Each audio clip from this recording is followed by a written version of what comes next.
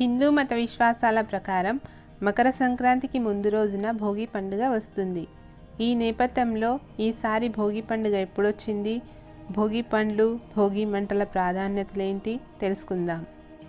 సూర్యభగవానుడు ధనస్సు రాశి నుంచి మకర రాశిలోకి ప్రవేశించే సమయాన్ని మకర సంక్రాంతి అంటారు.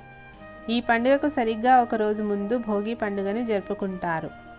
ఈ నేపథ్యంలో ఈసారి 13 జనవరి 2025 సోమవారం నాడు వచ్చింది.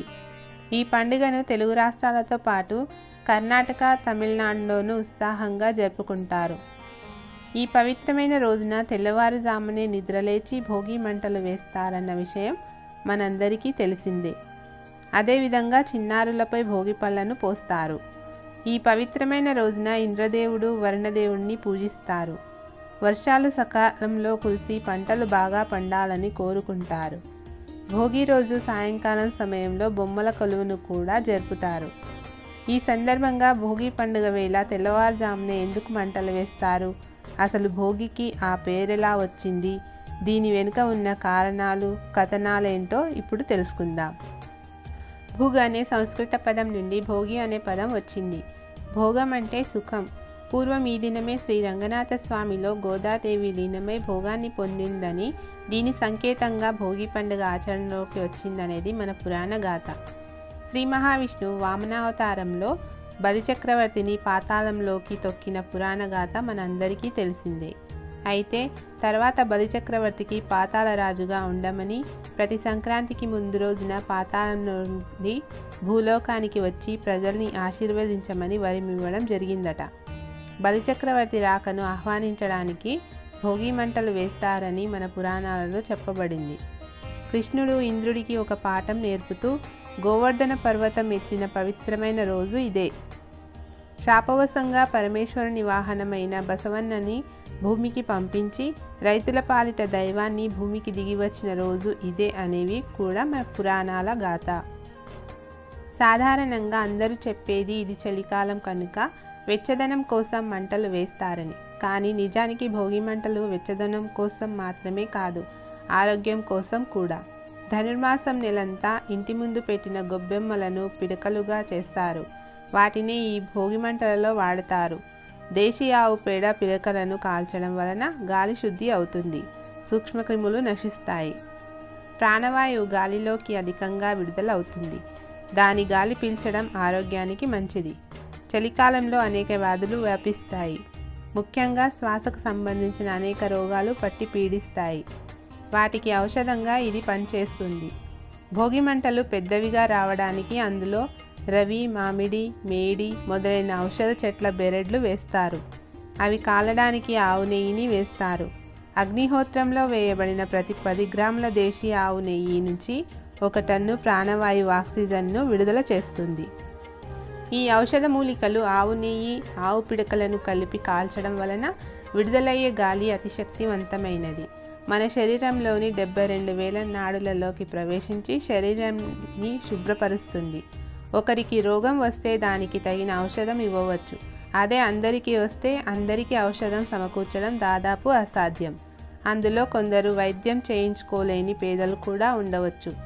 ఇదంతా ఆలోచించిన మన పెద్దలు అందరూ కలిసి భోగి మంటల్లో పాల్గొనే సంప్రదాయాన్ని తెచ్చారు. దాని నుండి వచ్చే గాలి అందరికీ ఆరోగ్యాన్ని ఇస్తుంది. కులాలకు అతీతంగా అందరూ ఒకచోట చేరడం ప్రజల మధ్యన దూరాలను తగ్గిస్తుంది, ఐక్యమత్యాన్ని పెంచుతుంది.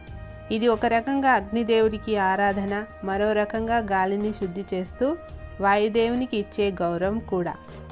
కానీ మనం ఫ్యాషన్, సృజనాత్మకత పేరుతో రబ్బర్ టైర్లను పెట్రోల్ పోసి తగలబెట్టి దాని విషవాయువులను పీలుస్తూ కాలుష్యాన్ని చేస్తూ మన ఆరోగ్యాన్ని తగలేసుకుంటున్నాం. పర్యావరణాన్ని నాశనం చేస్తున్నాం. ఉన్న రోగాలే కాక కొత్త రోగాలను తెచ్చుకుంటున్నాం. ఇక భోగి మంటల్లో పనికిరాని వస్తువులను కాల్చండి అని వింటుంటాం. పనికిరాని వస్తువులు అంటే ఇంట్లో ఉండే ప్లాస్టిక్ కవర్లు, వైర్లు లాంటివి కావు. ఇక్కడ మనం చరిత్రకు సంబంధించిన ఒక విషయం గుర్తుకు తెచ్చుకోవాలి. మన భారతదేశంలో ఉన్న జ్ఞాన సంపదను నాశనం చేస్తే కానీ భారతదేశాన్ని ఆక్రమించుకోలేమనుకున్న బ్రిటిష్ దుండగులు భోగి మంటల్లో పాత సామాన్లు తగలబెట్టాలనే నెపంతో అమాయక ప్రజలు ఎన్నో వందల సంవత్సరాలుగా వారసత్వంగా కాపాడుకుంటూ వస్తున్న అతి ప్రాచీన తాళపత్ర గ్రంథాలను భోగి మంటల్లో వేసి కాల్పించేశారు. నిజానికి భోగి మంటల్లో కాల్చాల్సింది పాత వస్తువులను కాదు, మనలోని పనికిరాని అలవాట్లు, చెడు లక్షణాలు. అప్పుడే మనకున్న పీడ పోయి మానసిక ఆరోగ్యం, విజయాలు వస్తాయి. భోగి పళ్ళను పోయడంలోని అంతరార్థం. భోగి రోజున భోగి పళ్ళ పేరుతో రేగి పళ్ళను పిల్లల మీద పోస్తారు. రేగి చెట్టుకు బదిరి వృక్షం అనే సంస్కృత పేరు ఉంది. రేగి చెట్లు, రాగి పండ్లు శ్రీమన్నారాయణ స్వామి ప్రతిరూపం. ఇది సూర్యునికి ప్రీతిపాత్రమైన ఫలం. సూర్యుని రూపం, రంగు, పేరు కలిగిన రేగి పళ్ళతో నాణేలను కలిపి పిల్లల తలపై పోస్తారు. వాటిని తలపై పోయడం వలన శ్రీ లక్ష్మీనారాయణుల అనుగ్రహం మన పిల్లలపై ఉంటుందని, పిల్లలకు ఉన్న దిష్టి తొలగిపోయి వారి ఎదుగుదలకు తోడ్పడుతుందని మన పెద్దల విశ్వాసం. మన బాహ్యనేత్రాలకు కనిపించని బ్రహ్మరంధ్రం మన తలపై భాగంలో ఉంటుంది. ఈ భోగి పండ్లను పోసి ఆ బ్రహ్మరంధ్రాన్ని ప్రేరేపితం చేస్తే పిల్లలు జ్ఞానవంతులవుతారు. రేగి పండ్లు సూర్యకిరణాలలోని ప్రాణశక్తిని అధికంగా గ్రహించి నిల్వ ఉంచుకుంటాయి కనుక వీటిని తల మీద పోయడం వలన వీటిలోని విద్యుత్ శక్తి శరీరంపై, ఆరోగ్యంపై ప్రభావాన్ని చూపించి మంచి ఫలితాలు ఇస్తాయి. అందువలనే పిల్లలకు భోగి పండ్లు పోసి ఆశీర్వదిస్తారు. మన ప్రతి సాంప్రదాయం వెనుక అనేక అర్థాలు, అంతరార్థాలు, రహస్యాలు ఉంటాయి. అవి తెలియకపోయినంత మాత్రం చేత ఆచార సాంప్రదాయాలను మూఢనమ్మకాలు అనుకోవడం మూర్ఖత్వం.